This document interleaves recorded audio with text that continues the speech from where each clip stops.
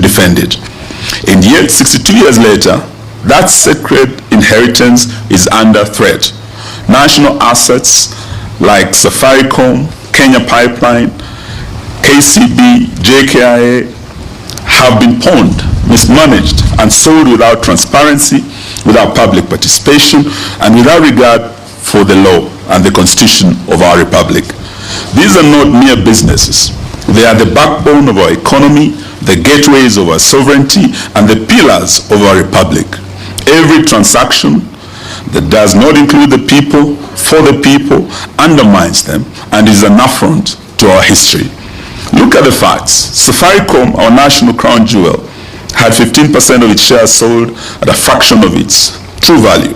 Kenya Pipeline, the lifeline of our energy sector, is also facing the same threat. JKIA, our gateway to the world, has been compromised in management decisions favoring profit over national security. And KCB, a pillar of financial system, has been manipulated to benefit a few insiders. This is not economic reform. This is international neocolonialism, a quiet auctioning of our sovereignty.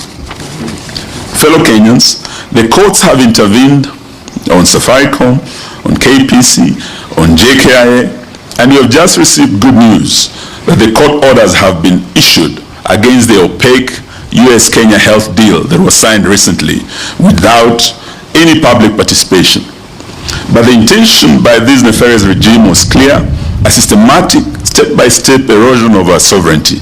This is neocolonialism by insiders, a form of recolonization disguised as policy, defended with silence and apathy. We cannot allow or entertain this. Sovereignty is not symbolic. It's a sacred and constitutional duty. From the peaks of Mount Kenya to the shores of Lamu, from Lake Victoria to the plains of Narok, every Kenyan has a stake. The republic is ours, and we will defend it with courage, with unity, and with vigilance. Every pipeline sold, every share disposed, every asset compromised is a betrayal of the generations who fought for our freedom. We call on every citizen, every institution, every civil society organization, and every community to rise up. Protect our pipelines, our airports, our companies, our financial institutions, and demand accountability. Defend our sovereignty. Let no one mistake silence for consent. We must defend our assets, our minerals, like the gold in Migori, and Kakamega, and Busia, that are now under invasion, to restore dignity and reclaim our republic.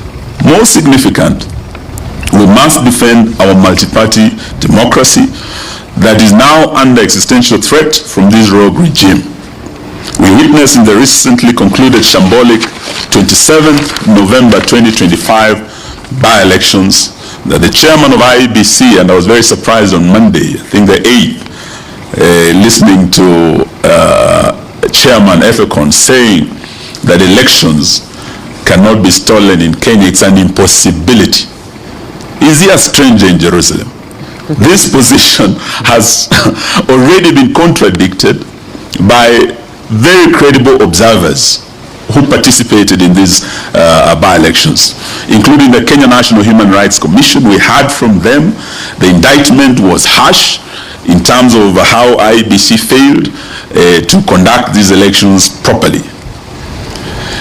We have also heard from ELOG.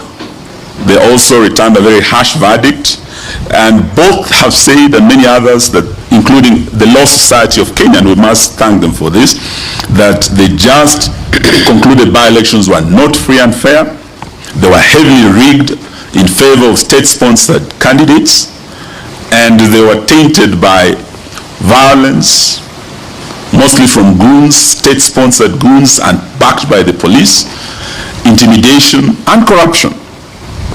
We are demanding immediate action against perpetrators of these electoral offenses, like in the case of Malava, and I think we have our candidate here, the Honorable Panyako here, who underwent serious terror in terms of violence by goons and state-sponsored gangs.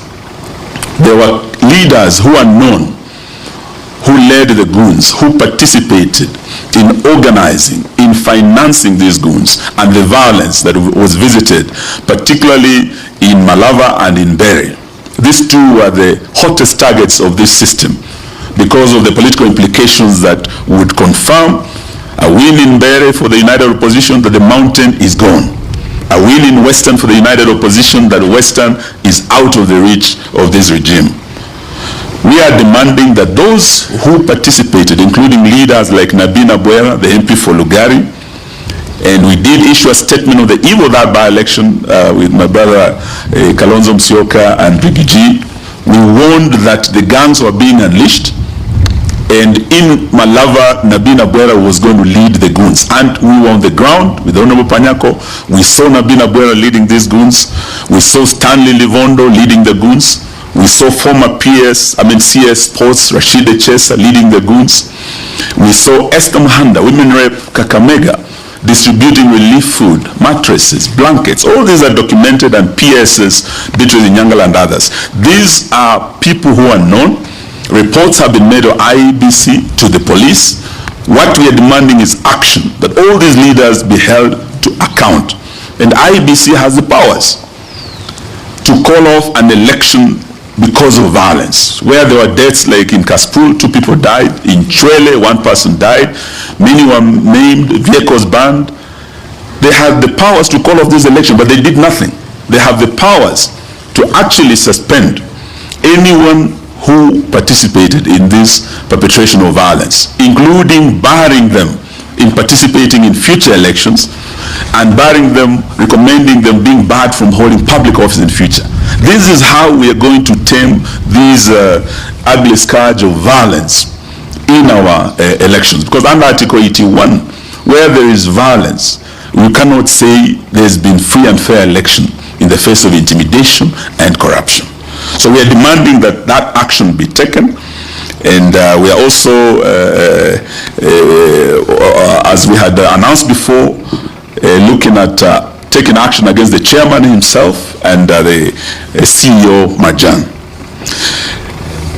The united opposition therefore pledges that national assets belong to the people. They will never be sold without the consent of the people of Kenya, including Safaricom. Sovereignty and constitutional rule are not negotiable. This is what our forefathers fought for. This is why we are celebrating Jamhuri Day tomorrow. Citizens and institutions must uphold accountability, transparency, and constitutionalism.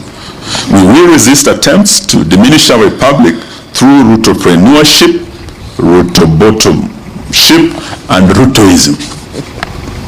As we end, we know that after Jamhuri tomorrow, the nation will be preparing for Christmas. But it's going to be a very bleak Christmas for many Kenyans because of the economic situation in this country. Many families can hardly put food on the table. Many with pay slips are depressed. They have nothing to take home for Christmas.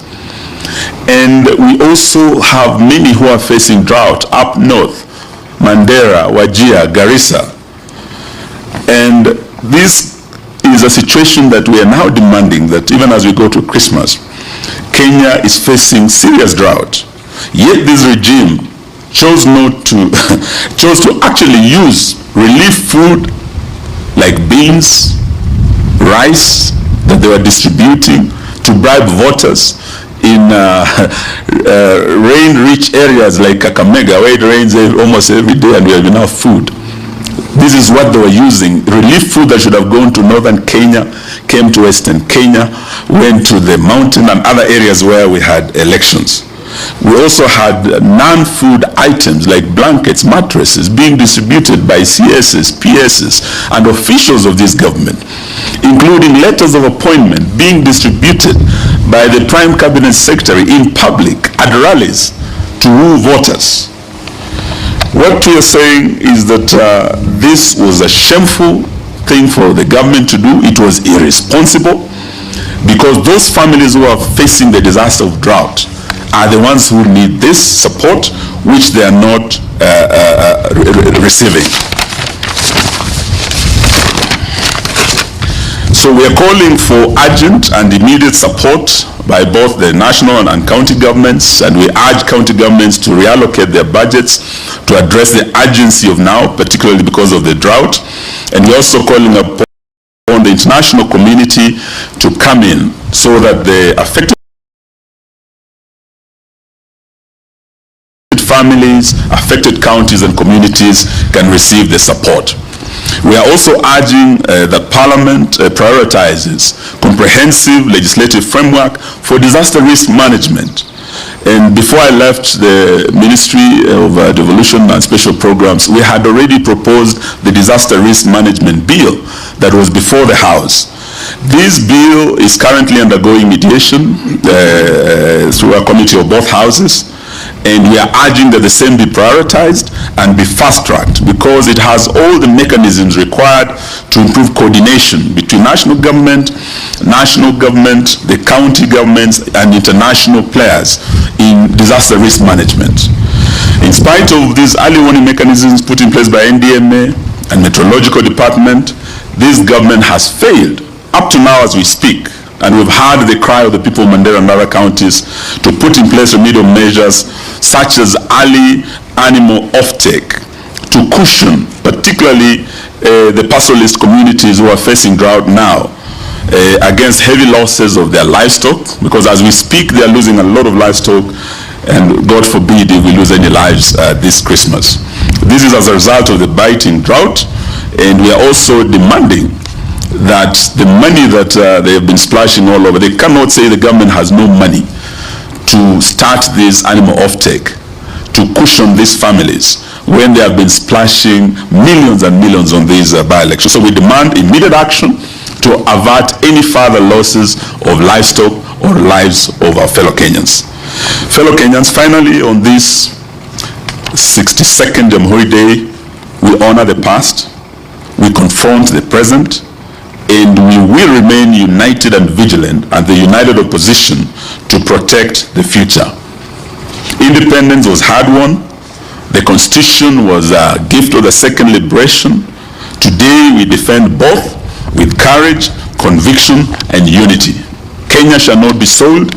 Kenya shall not be auctioned. Kenya shall not be colonized by outsiders and insiders and their cronies. We thank you all for coming to listen to us. May God bless our republic, and may we take this opportunity to wish you all a Merry Christmas and a Happy New Year. And I would like to invite my colleagues to also wish Kenyans a Merry Christmas and say a few words. His Excellency Dr. Stephen Kalonzo Musyoka. Karibu, karibu. Well, thank you. We stand, of course, firmly in support of what has just been read. And I know even our colleagues who are not here with us today are part of the statement. Let's to begin to say